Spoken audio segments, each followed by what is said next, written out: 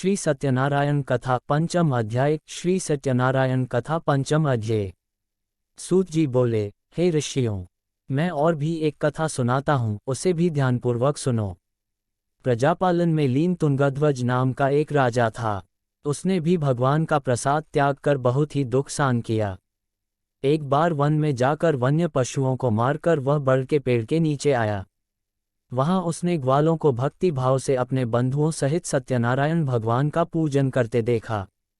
अभिमानवश राजा ने उन्हें देखकर भी पूजा स्थान में नहीं गया और न ही उसने भगवान को नमस्कार किया।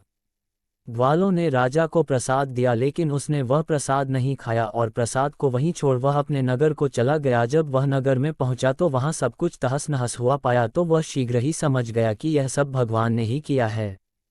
वह दोबारा ग्वालों के पास पहुंचा और विधि पूर्वक पूजा करके प्रसाद खाया तो श्री सत्यनारायण भगवान की कृपा से सब कुछ पहले जैसा हो गया। दीर्घ काल तक सुख भोगने के बाद मरणोपरांत उसे स्वर्गलोक की प्राप्ति हुई।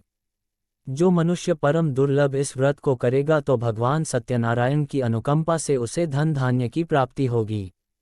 निर्धन धनी हो जाता है और भयमुक्त हो जीवन जीता है। संतानहीन मनुष्य को संतान सुख मिलता है और सारे मनोरथ पूर्ण होने पर मानव अंतकाल में बैकुंठ धाम को जाता है। सूत जी बोले, जिन्होंने पहले इस व्रत को किया है अब उनके दूसरे जन्म की कथा कहता हूँ। वृद्ध शतानंद ब्राह्मण ने सुदामा का जन्म लेकर मोक्ष की प्राप्ति की। लकड़हारे ने अगले जन्म में निषाद बनकर मोक्ष प्राप्त किया। उल्कामुख नाम का राजा दशरथ होकर बैकुंठ को गए। साधु नाम के वैश्य ने मोरध्वज बनकर अपने पुत्र को आरे से चीरकर मोक्ष पाया। महाराज तुंगध्वज ने स्वयंभू होकर भगवान में भक्ति युक्त होकर कर मोक्ष पाया। इति श्री सत्यनारायण व्रत कथा का पंचम अध्याय संपूर्ण। श्रीमन नारायण नारायण नारायण, भज मन नारायण नारायण नारायण। श्री सत्यनारायण भगवान की जय।